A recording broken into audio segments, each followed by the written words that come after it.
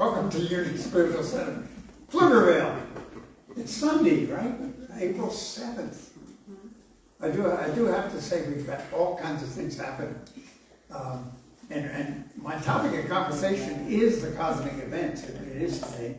So we're celebrating the unusual event of a solar eclipse here, yes. And we're going to be in total, whatever they call it. Okay?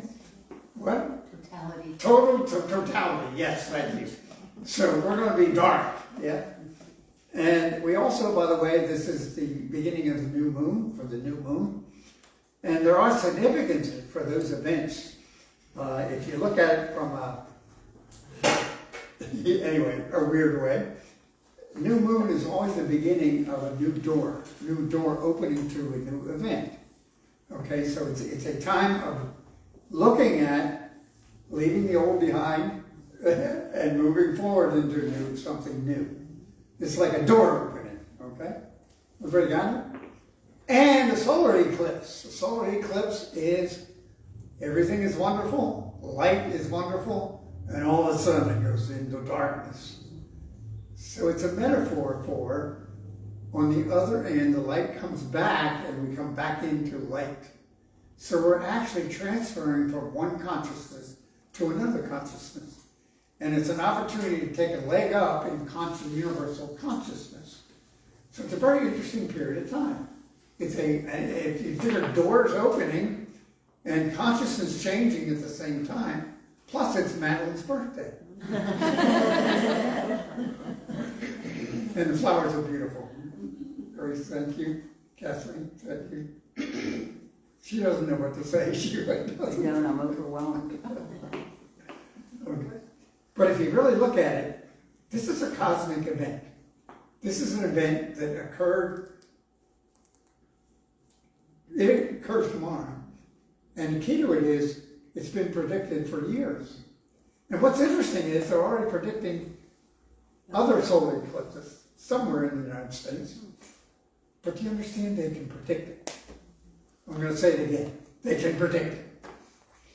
Do you understand that the solar eclipse occurs because the moon gets in the way of the sun? Okay? So, somebody created a moon going around the earth and created a sun space out here and created a time when the moon was going to get in the way of the sun. And we're going to experience that tomorrow. What kind of balance and divine order is that? That multi-million, who knows, millions of years ago it was created, and here it is working perfectly for the eclipse tomorrow. You go back to we are wonderfully generated. We are wonderfully made. It's the Lord's heavens. It's a miracle. But we don't even acknowledge it other than, oh yeah, the eclipse. And we all run to Austin to make sure we see it. So here we are in a cosmic, amazing event that can be predicted over and over and over again at exactly the same event, at exactly the same moment in time, from bodies that are thousands of miles apart, millions of miles apart, and it happens on purpose. So who corrected that? Who did that? How did that happen? Can anybody believe it happened through evolution? I can't. Can anybody believe it happened just by happenstance?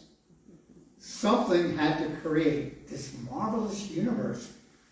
Now, again, understand the statistics. Light travels at 186 miles per second. You get that? I'm going to say it again. Light travels at 186,000 miles per second. That means in 1 second, light can go around the circumference of the whole Earth 4 times in 1 second. Stop and think about that. By the way, the Earth is about 25,000 miles in circumference. Okay? And the closest star that we recognize is 4.4 light years away. In other words, the scientists can't measure it in miles because it's too far. But it's 4.4 years of light traveling to the nearest star is how far it is. Put that in your mind. Okay? Now, what's interesting is the ancient, let's call them ancient weirdos or whatever you want to call them, talk about the consciousness of the earth. We've had a number of current writers that talk about consciousness. People talk about the level of consciousness, measuring consciousness. And a lot of those people are saying through the Dark Ages, people didn't even understand. They couldn't comprehend what I just said. In other words, there wasn't enough the capacity of the brain to really bring those ideas into understanding. Okay? And the universal citizenship has slowly gained consciousness. Now, what's his name? I forget his name anyway. He established the scale of 1 to 1,000, with 1,000 being perfect godlike consciousness, 0 being ape. Okay? We studied for so long. Anyway. Power versus force. Yeah. And his awareness is that anything over 500 was reaching spiritual consciousness, okay?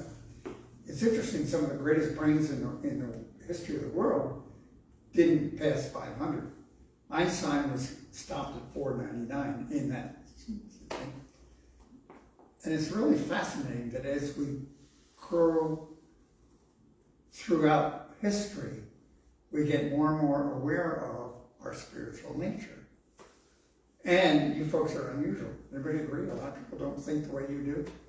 A lot of people can't believe it. It's impossible. And how can you even imagine something 4 years of light travel away? You can't. You can't comprehend it. And the truth it is that in creation, God saw everything was good and then named it good. So here we are with this huge cosmic universe, and they cannot count how many galaxies there are or how many stars there are in our galaxy. You understand what I'm saying?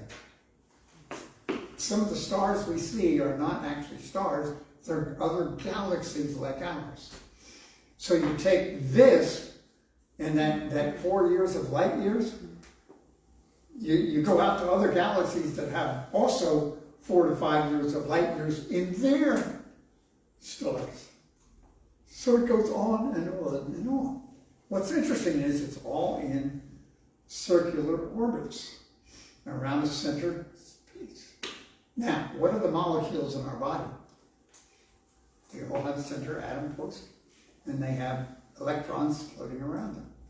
So there's a divine issue here. There really is, over and over and over again. Now, if I remember correctly, we're going to have an eclipse at what, 1:30 on Monday, tomorrow. That's exact. See, I'm going back to this again. If an energy created that, then we can sit here and say exactly in the year 2024, on what is it, April 8th? At 1:30, we're going to go into an eclipse.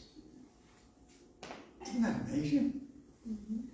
Something was created so perfectly that wherever it was, thousands of years on either side, we know it was going to occur April 8th, 2024, at 1:30 p.m.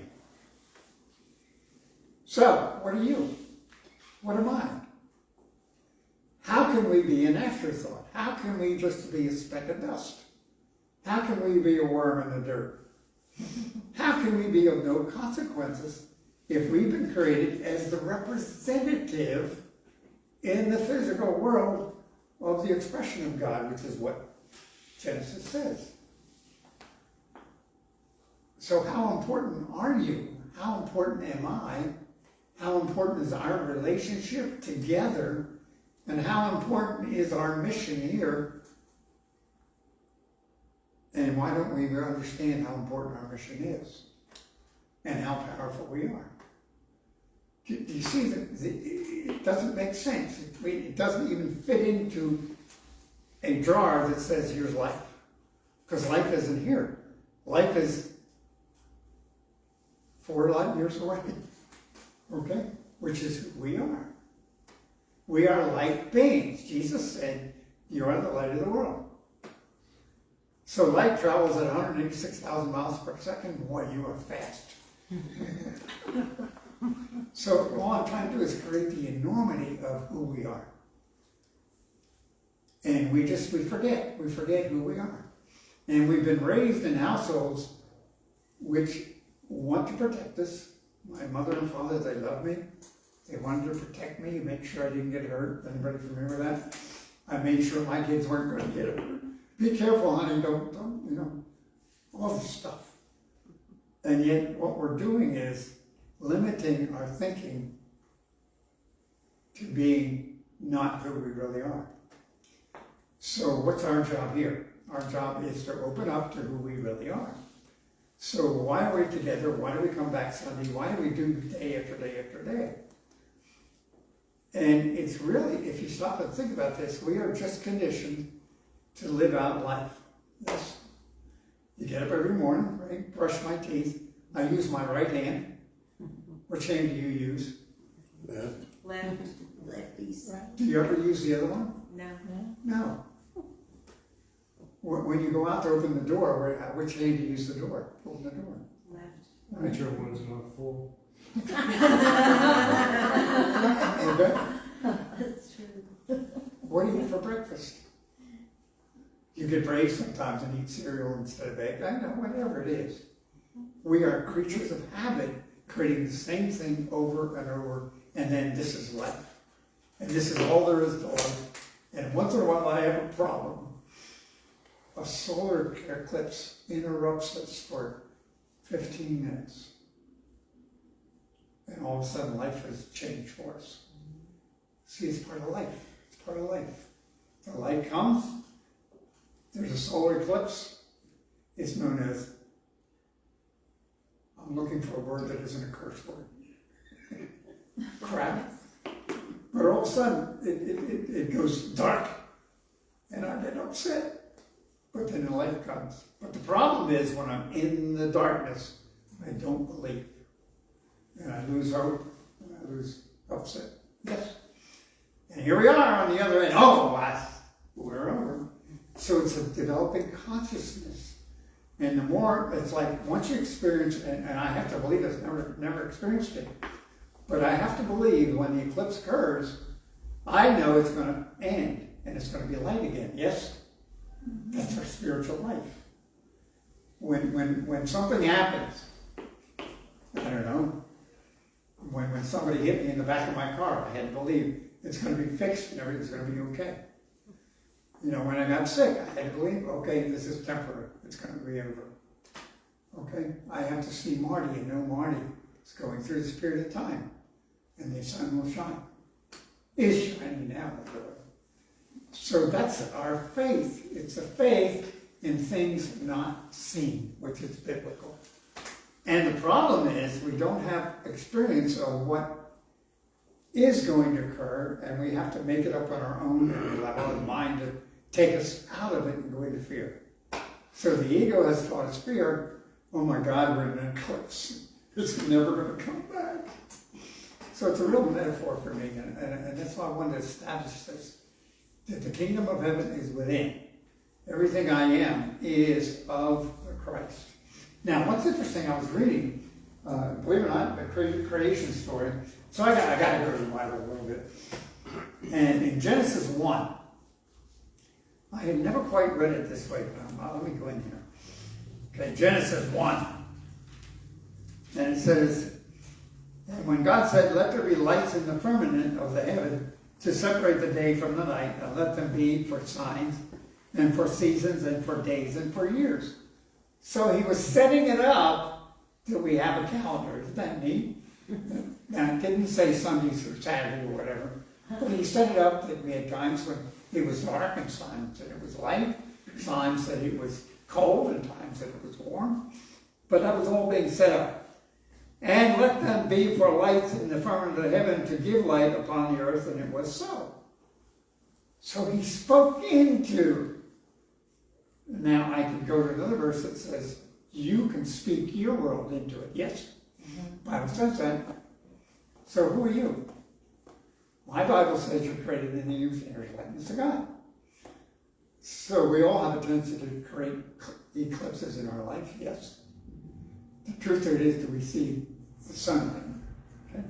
Then it goes on. God made two great lights, the greater light to rule the day and the smaller light to rule the night, and the stars also. And God set them in the firmament of heavens to give light upon the earth, and to rule over the day, over the night, and to separate the light from the darkness.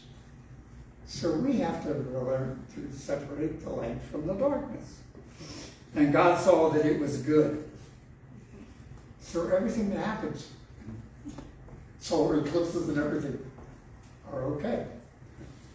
They're just an event in life. Okay? But yet, it says, well, let me turn over a page. So God created man in his own image. In the image of God, he created them, male and female. He created them. Now, the word created in that verse is used 3 times. So what is the emphasis here? Do I have to repeat the verse?